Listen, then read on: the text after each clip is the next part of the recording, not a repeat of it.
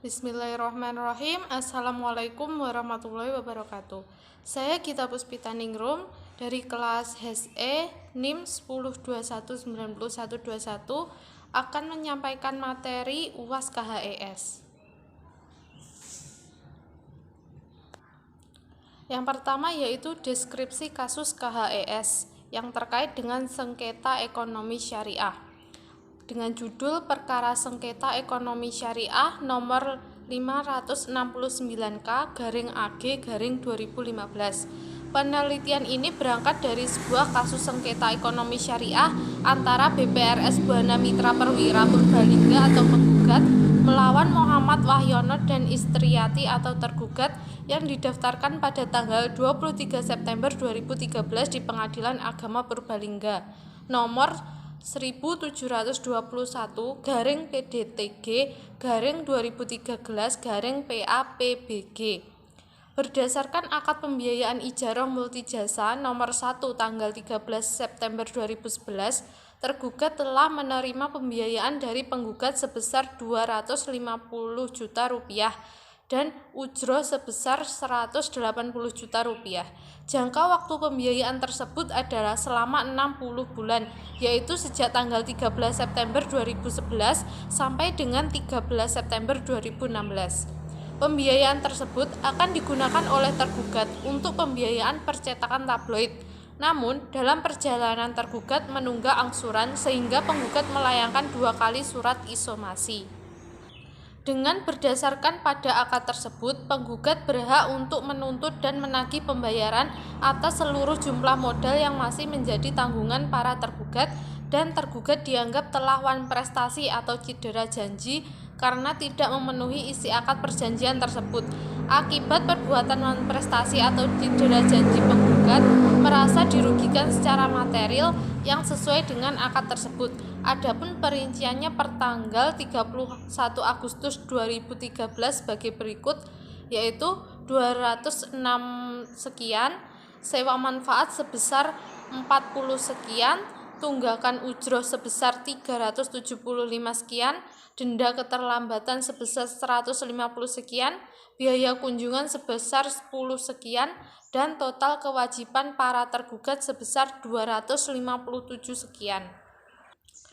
Untuk menjamin gugatannya, pihak penggugat memohon agar meletakkan sita jaminan atas barang milik tergugat, yakni tanah yang telah diikat hak tanggungan nomor 02754/2011, sehingga penggugat mengajukan perkara tersebut ke Pengadilan Agama Purbalingga karena merupakan wewenang absolut Pengadilan Agama dalam menangani perkara ekonomi syariah.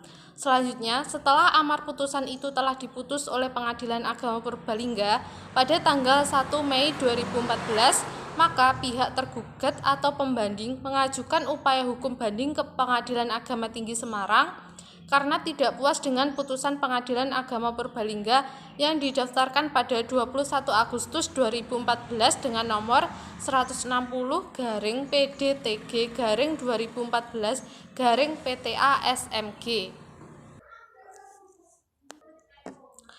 Adapun duduk perkaranya, yakni tergugat atau pembanding meminta agar memeriksa penjelasan akad ijarah multijasa nomor 1 tanggal 13 September 2011 sampai dengan 13 September 2016, memeriksa bukti tulis dan bukti saksi bahwa penggugat atau terbanding selaku kreditur menganggap para tergugat atau pembanding telah melakukan wan prestasi, padahal dalam akad tersebut nasabah dapat dikatakan wan prestasi atau cedera janji apabila sampai batas akhir pelunasan telah lewat waktu, yaitu tanggal 13 September 2011 sampai dengan 13 September 2016.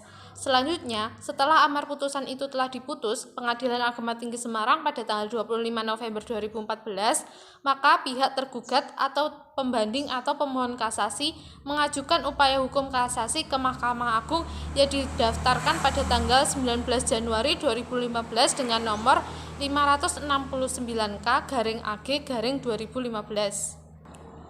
Adapun alasan kasasi yakni bahwa Judex Facti atau Pengadilan Tinggi Semarang dan Pengadilan Agama Purbalingga dalam mengadili perkara tersebut telah salah dalam menerapkan hukum atau mengadili perkara dengan tidak berdasarkan hukum dan alasan-alasan kasasi sama seperti alasan di Pengadilan Agama Semarang. Dengan demikian, Mahkamah Agung memutuskan perkara sengketa ekonomi syariah pada tanggal 28 Agustus 2015. Selanjutnya adalah manfaat dan madorot penyelesaian sengketa ekonomi syariah. Manfaat penyelesaian sengketa ekonomi syariah adalah proses dilakukan secara formal oleh lembaga yang ditunjuk negara seperti pengadilan hingga Mahkamah Agung. Keputusan dibuat oleh hakim di mana tidak ada keterlibatan dari kedua belah pihak.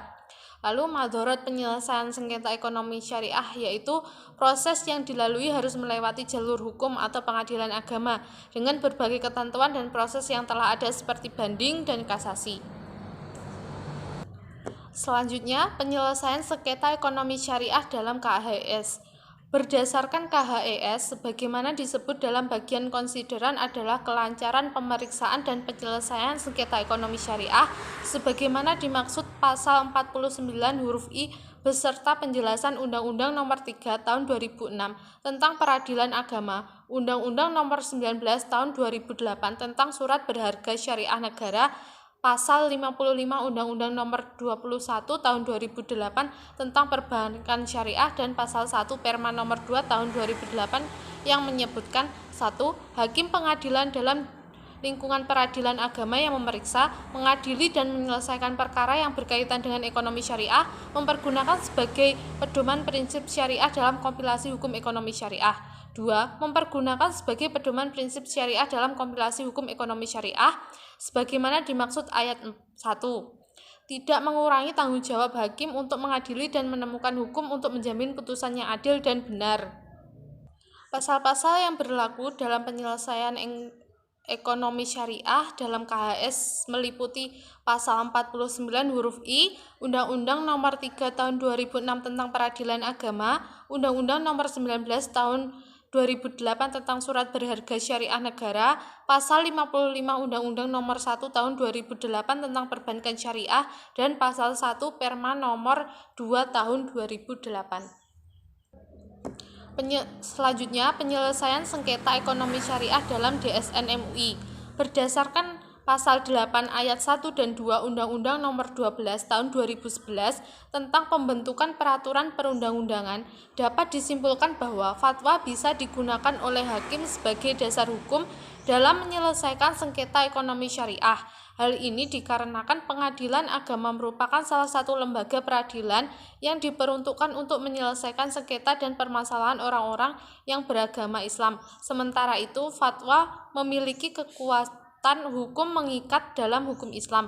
Oleh sebab itu, maka fatwa DSN MUI dapat digunakan sebagai dasar putusan hakim dalam menyelesaikan sengketa di pengadilan agama.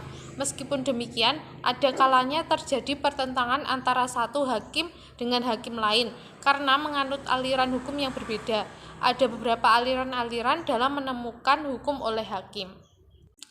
Dijelaskan pula dalam PBI nomor 10/32/PBI/2008 tentang Komite Perbankan Syariah bahwasanya keberadaan prinsip syariah yang dituangkan fatwa Majelis Ulama Indonesia merupakan salah satu aspek yang mendasari berjalannya sistem perbankan syariah. Dari ketentuan tersebut, terlihat jelas demikian artinya kedudukan fatwa. Dalam hal ini, fatwa-fatwa Dewan Syariah Nasional bagi perbankan syariah dalam menjalankan kegiatan usahanya, sehingga wajar jika terjadi sengketa mengenai kegiatan usaha tersebut. Hakim dapat menjadikannya sebagai salah satu sumber hukum untuk dijadikan dasar dalam mengadili perkara-perkara perbankan syariah di pengadilan agama. Dengan demikian, PBI sebagai peraturan yang didasarkan pada fatwa Dewan Syariah Nasional Majelis Ulama Indonesia ini akan dapat diterapkan dalam operasional perbankan syariah. Lebih lanjut, dapat dijadikan sebagai hukum material bagi lembaga penyelesaian sengketa dalam menyelesaikan sengketa antara para pihak yang diajukan kepadanya. Pasal-pasal yang berlaku dalam DSN MUI terkait dengan penyelesaian sengketa ekonomi syariah yaitu Pasal 8 ayat 1 dan 2 Undang-Undang Nomor 12 Tahun 2011 tentang pembentukan peraturan perundang-undangan dan PBI Nomor 10-32-PBI-2008 tentang Komite Perbankan Syariah. Selanjutnya, penyelesaian sengketa ekonomi syariah dalam DSN MUI dan KHES. Majelis Hakim dalam mempertimbangkan hukum telah menerapkan dan telah sesuai dengan KHS akad ijarah multijasa dalam pertimbangan hukumnya, namun ada beberapa yang tidak memakai pasal, yakni pasal 36 KHS sebagai pertimbangan hukumnya, yakni mengenai prestasi dan tidak mempertimbangkan dengan menggunakan pasal 41 KHES ketika terjadi keadaan darurat. Majelis Hakim hanya memakai KUHP Perdata dalam mengartikan cedera janji atau wan prestasi. Majelis Hakim menyatakan sah akad tersebut dan telah sesuai dengan KHES walaupun mengenai wan prestasi dan resiko tidak sesuai dengan KHES karena keduanya menyepakati dalam perjanjian, maka kesepakatan tersebut merupakan keridhoan dari kedua belah pihak sehingga akad tersebut sah dan tidak ada unsur keterpaksaan. Putusan Pengadilan Agama Purbalingga dan Mahkamah Agung lebih mendasarkan pertimbangannya pada asas amanah atau menepati janji yang telah tertuang dalam isi perjanjian kontrak tersebut, sedangkan putusan Pengadilan Tinggi Semarang mendasarkan pertimbangannya pada asas taswiyah atau kesetaraan. Majelis Hakim tidak mempertimbangkan berdasarkan fatwa DSN MUI tentang akad ijarah dan multijasa. Namun ada pertimbangan Majelis Hakim dalam mempertimbangkan hukum tentang akad multijasa berdasarkan fatwa DSN MUI nomor 44/DSN MUI /8/2004 tentang multijasa. Tergugat atau pembanding atau pemohon kasasi dalam tahapan jawab-menjawab menyatakan bahwa keterlambatan angsuran karena direktur percetakan kabur sehingga pembayaran angsuran macet. Seharusnya Majelis Hakim tidak mempertimbangkan pada fatwa DSN MUI nomor 9/DSN MUI /4/2000 tentang akad ijarah, yakni berbunyi jika barang yang disewa rusak bukan karena pelanggaran dari penggunaan yang dibolehkan, juga bukan karena kelalaian pihak penerima manfaat dalam menjaganya, ia tidak bertanggung jawab atas kerusakan tersebut. Seharusnya Majelis Hakim mempertimbangkan hal tersebut. Namun Majelis Hakim hanya berpendapat pada sahnya akad sehingga isi dari akad yang telah disepakati harus dilaksanakan. Dengan demikian, ketika terjadi sengketa ekonomi syariah dan penyelesaiannya melalui jalur litigasi seyogyanya, pertimbangan hakim memaksimalkan dalam menggali hukumnya menggunakan KHES dan fatwa DSN MUI. Karena keduanya sangat penting dalam melaksanakan kegiatan ekonomi syariah. Walaupun KHES terbentuk dari materi yang ada di fatwa DSN MUI, tetapi ada beberapa hal yang tidak dijelaskan dalam KHES, begitupun fatwa DSN MUI, sehingga keduanya saling melengkapi dalam mengatur kegiatan ekonomi syariah di Indonesia. Selanjutnya adalah penerapan teori sengketa ekonomi syariah dalam DSN MUI dan KHES. Lahirnya KHES berarti mempositifkan dan mengunifikasikan hukum ekonomi syariah di Indonesia.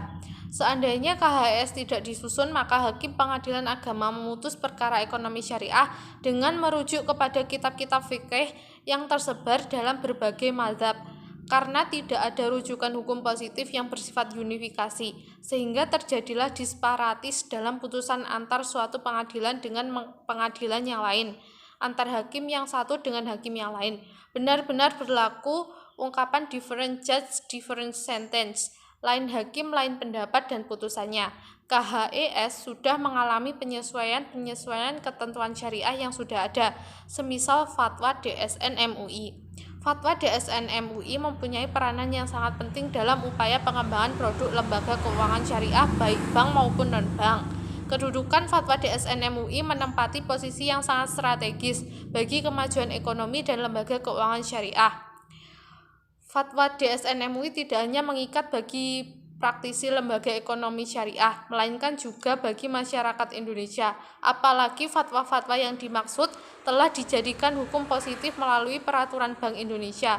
Bahkan DPR RI mengubah dan atau mengamandemen Undang-Undang Nomor 7 Tahun 1989 tentang Peradilan Agama menjadi Undang-Undang Nomor 3 Tahun 2006 JO, Undang-Undang Nomor 50 Tahun 2009.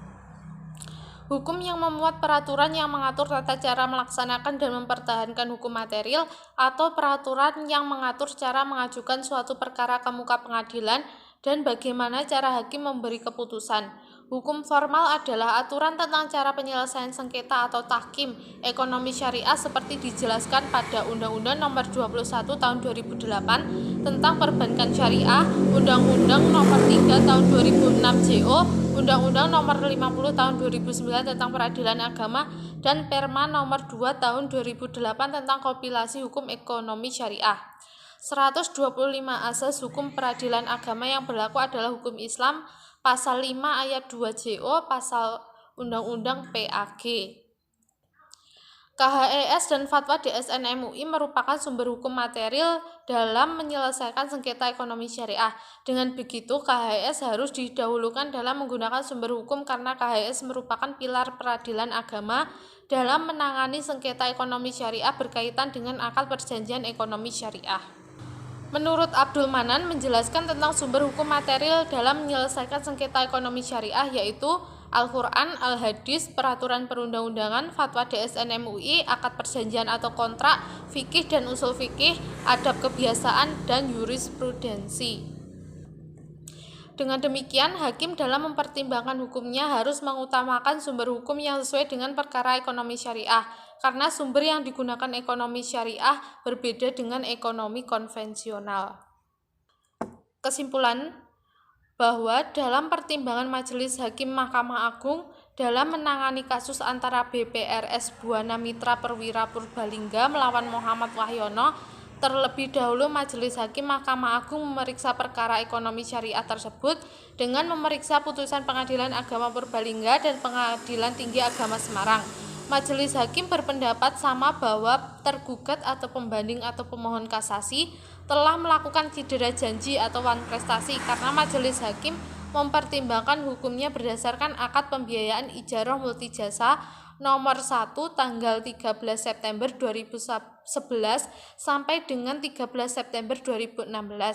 Majelis Hakim menyatakan sah akad tersebut dalam pertimbangan hukumnya, sehingga bagi pihak yang telah menyepakatinya wajib untuk mentaati dan melaksanakan apa yang telah dijanjikan dan disepakati, sehingga Majelis Hakim Mahkamah Agung membatalkan putusan Pengadilan Agama Tinggi Semarang yang memperbaiki putusan Pengadilan Agama Purbalingga dan mengadili sendiri dengan amar putusan menghukum tergugat atau pembanding atau pemohon kasasi untuk membayar seketika yakni Rp252.393.000 setelah putusan mempunyai kekuatan hukum tetap. Majelis Hakim Mahkamah Agung amar putusannya sama dengan Pengadilan Agama bahwasanya menerapkan berdasarkan kepastian hukum karena dalam akad tersebut menghukum tergugat yang cedera janji atau wan prestasi seketika, dan kalau dengan cara dicicil setiap bulan atau sesuai dengan akad,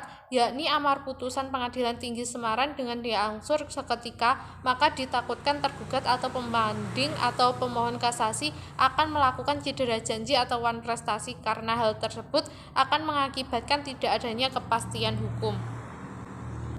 Saran 1. Para pihak dalam menjalankan kegiatan ekonomi syariah harus memahami akad yang telah tertuang dalam perjanjian yang telah disepakati, sehingga tidak terjadi kesalahpahaman. Dalam membuat akad perjanjian syariah harus berpedoman pada KHES dan fatwa DSN MUI. 2. Untuk para penegak keadilan yakni hakim khususnya, dalam menangani perkara ekonomi syariah lebih maksimal dalam mempertimbangkan dasar hukum dengan menggunakan KHES dan fatwa DSN MUI. Penelitian diharapkan bagi semua orang yang bergelut di dunia ekonomi syariah agar mendasarkan dan memaksimalkan aturan-aturan dari KHES dan fatwa DSN MUI. Begitupun juga dengan para hakim dalam menangani sengketa ekonomi syariah agar lebih maksimal dasar hukumnya dengan menggunakan KHES. Sekian materi yang dapat saya sampaikan. Bila banyak kekurangannya saya mohon maaf. Wallahul muwaffiq ila aqwamit thoriq. Wassalamualaikum warahmatullahi wabarakatuh.